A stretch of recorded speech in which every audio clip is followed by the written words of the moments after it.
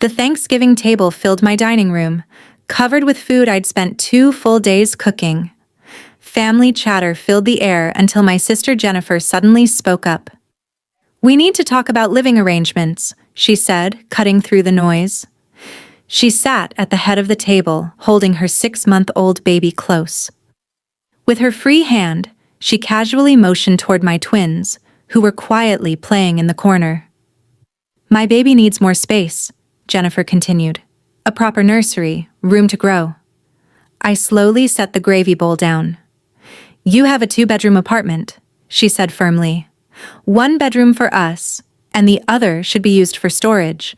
A baby can't live around boxes." She looked at our mother, who nodded in support. "Your kids are older," Mom added. "They can share a room." My twins, Emma and Lucas, were 7 years old. Each had their own small bedroom in my modest 2-bedroom apartment, just down the hall from Jennifer's much larger unit. "They already share everything else?" I said quietly. "Their rooms are the only space that's just theirs." "Kids don't need privacy at that age," Mom replied. "A baby's needs are different." My brother David smirked from across the table. "Come on, Sarah. Be realistic. Your kids are at school all day. Why do they need separate rooms?" Jennifer leaned forward.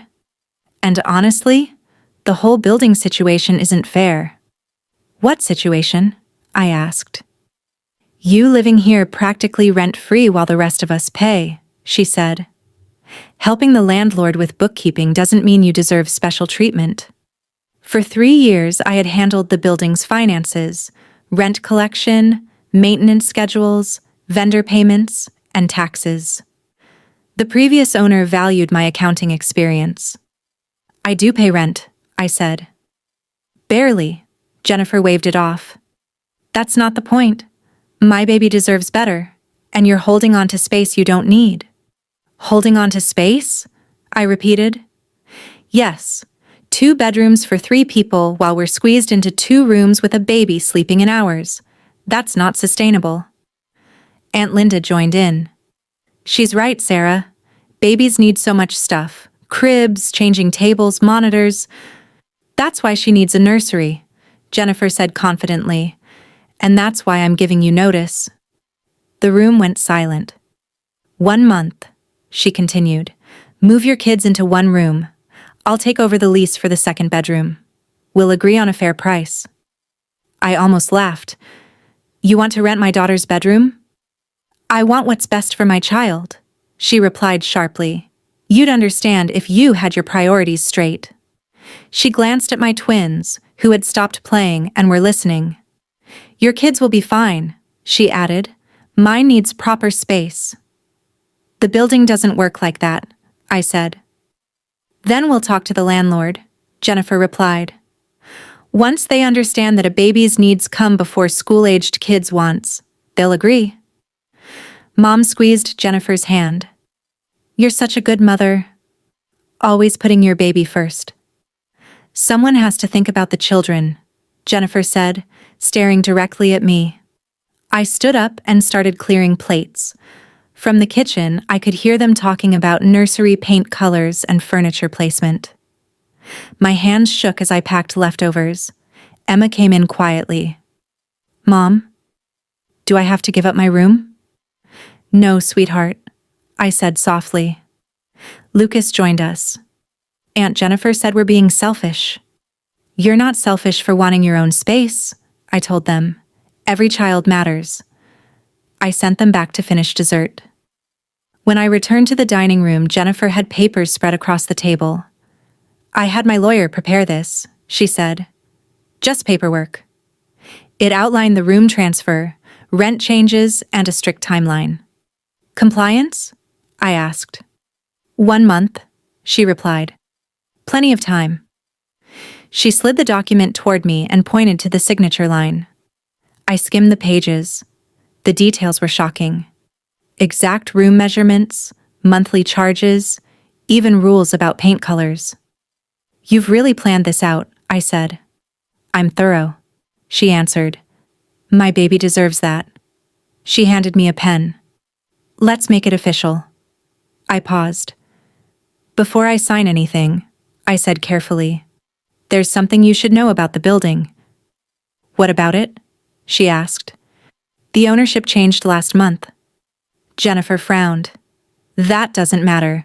We'll explain everything to the new landlord. The previous owner retired, I said calmly. I sold the building to someone local who understood its value, I continued. New landlord, fresh start. They'll probably appreciate tenants who use space efficiently. Jennifer tapped the papers in front of her. Sign, she said. I studied her confident expression. The new owner is very particular about lease changes, I said. I'm sure we can negotiate. Who is it? She asked. Some investment company, I replied. Mom leaned forward. Sarah, just sign the paper.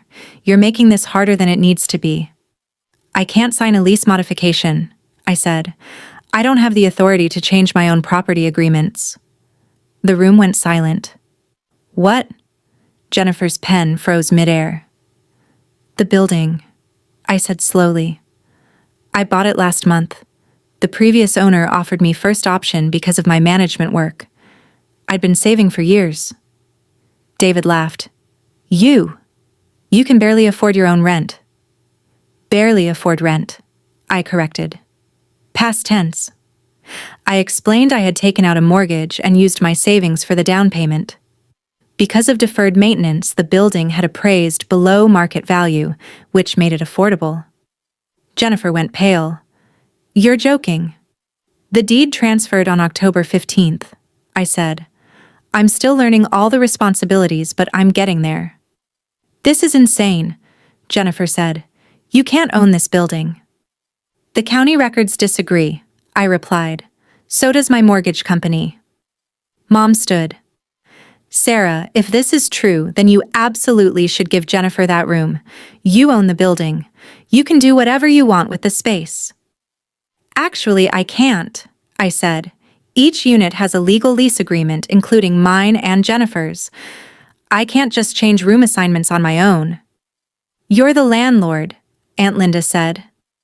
Yes, I said, which means I'm bound by landlord-tenant law. I can't enter Jennifer's apartment without notice. I can't change her lease without agreement. And I definitely can't force my kids out of their rooms to suit her. Jennifer's hand shook. Wait. If you own the building, that means our rent goes to you? Yes. And everyone else's too. The building has 12 units. Yours is the largest. 3 bedrooms on the top floor. The most expensive in the building. David spoke slowly. Market rate for the neighborhood. You negotiated your lease 3 years ago when rates were lower. It's actually below current market value. Jennifer's lawyer-prepared document lay between us. I picked it up and read carefully. This is interesting, I said. You wanted to charge me $400 a month to lease my daughter's bedroom, but your current rent for a 3-bedroom unit is $1,800. She snapped. A single bedroom in a 2-bedroom shouldn't cost nearly a quarter of a 3-bedroom's rent. The math doesn't work. I set the paper down. Unless your plan was to profit off my daughter's room while still paying your lower rent. Mom reached for the document. Let me see that too, I continued. Your lease renews in February, 3 months from now. Jennifer's eyes widened. You wouldn't what? I asked. Raise my rent. Kick me out? No, I said firmly. That's illegal. But I will bring all units to current market rates at renewal. An appraiser valued your apartment at $2,300 per month. That's $500 more than you pay now. It's market rate. Tax law requires it. David cleared his throat. What about us? Yours renews in April. 2-bedroom units are appraising at $1,900. You currently pay $1,500, a $400 increase. I'll work with everyone on timing. Maybe phase increases over 2 years. The building has been undercharging for a while. That's why the previous owner sold. He couldn't cover maintenance at the old rates. Mom set down the papers, shaking. Sarah, you can't do this to family. I'm not doing anything to family, I said calmly. I'm running a business, following legal requirements and market standards. Jennifer's voice shook. We'll move out. All of us. That's your choice, I said. Though finding 3-bedroom apartments in this neighborhood under $2,500 isn't easy. I checked. I'd be happy to keep you all as tenants at fair market rates. Good tenants who pay on time are valuable. Jennifer's voice sharpened. You've been planning this, haven't you? Waiting to trap us. I've been saving money and working extra hours, I said, keeping my tone steady. You've been planning to take my daughter's bedroom and charge me for it, I said, looking at Jennifer's lawyer's document again. Dated 2 weeks ago, so she'd been plotting this since before Thanksgiving. Aunt Linda stood abruptly. I think we should go, she said. Dessert's still out? I offered. I've lost my appetite. She grabbed her coat. Come on, Jennifer, let's get the baby home. Jennifer gathered her daughter and diaper bag, moving with tense, jerky anger. At the door, she paused and turned back. This isn't over.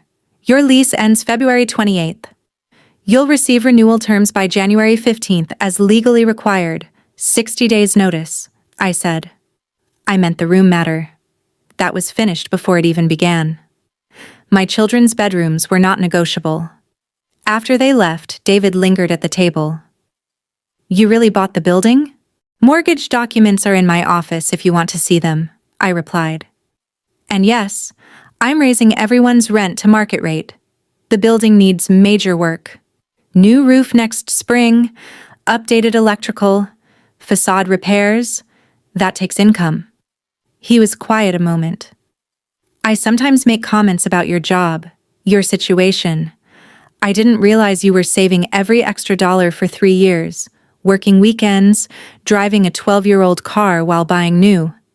Yeah, people see what they expect to see. Mom hadn't moved from her chair. You let us believe you were struggling. I was struggling, I said, sitting back down. Struggling to save enough for a down payment while raising 2 kids alone and managing the finances of an entire building. You assumed struggle meant failure. Jennifer is going to be very upset about this rent increase, he said. Jennifer tried to legally force me to give her my daughter's bedroom and pay for the privilege, I said. I think she'll survive a market rate adjustment. She's your sister, which is why she gets the same phase and option everyone else does. A 2-year gradual increase instead of an immediate jump. That's family consideration. And if she can't afford it, she'll make the same decisions any tenant does. Smaller apartment, different neighborhood, roommate, second job, adult choices. Mom stood slowly. You've changed. I bought a building and set boundaries, I said. That's not change. That's growth. After everyone left, I found Emma and Lucas in the living room, pretending to watch TV but clearly listening. Is Aunt Jennifer mad? Emma asked. Aunt Jennifer is surprised, I said. There's a difference. Are we keeping our rooms? Lucas asked. Yes, boys. Those are your spaces. Emma climbed onto my lap, almost too big for it. You were really quiet when she was being mean, she said. Sometimes being quiet is powerful, I told them. I knew something she didn't. You see, I own the building. Her plan couldn't work no matter how loud she got. Lucas thought for a moment. So, you didn't need to yell because you had the real power? Something like that, I said. The next morning, my phone started ringing early. Jennifer, then Mom, then Aunt Linda. I let them go to voicemail while making breakfast for the kids. By noon, Jennifer had sent 4 text messages, from angry to pleading. The last read, "Can we please talk about this reasonably?" I replied, "Lease renewal terms will arrive by January 15th, as required by law. All other building matters go through the management company." You're the management company? She asked. Yes. And I keep business and family separate. Your rent is a business matter. 3 days later, her lawyer sent a formal letter requesting lease modification discussions. I forwarded it to my own lawyer, who replied politely, "Single-room transfers within multi-room units aren't legally viable, and all lease renewals will follow standard procedures." Christmas was awkward. Jennifer barely spoke to me. Mom kept hinting about family helping family, until I reminded her she had applauded Jennifer trying to take Emma's room. "That was different," Mom protested. "How?" I asked. She had no answer. On February 1st, I sent out renewal letters. Jennifer's new rate, $2,100 per month. Phased, $150 the first year, $200 the second. Below market but sustainable. She called immediately. "I can't afford this." "You can't afford the market rate of $2,300. I said. "This is a family discount. Some discount phased over 2 years. You were willing to charge me $400 for a single bedroom. This is a 3-bedroom apartment."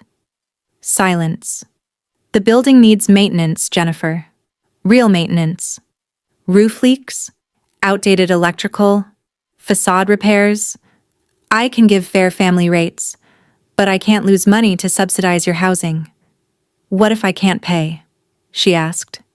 Then we discuss options. Smaller unit when one opens. Payment plans. But those are business discussions, not Thanksgiving dinner topics. She hung up without answering. 2 weeks later, she signed the renewal. So did David, Aunt Linda, and all the other tenants. Some grumbled, but none left. Building improvements started in March. The new roof took 3 weeks.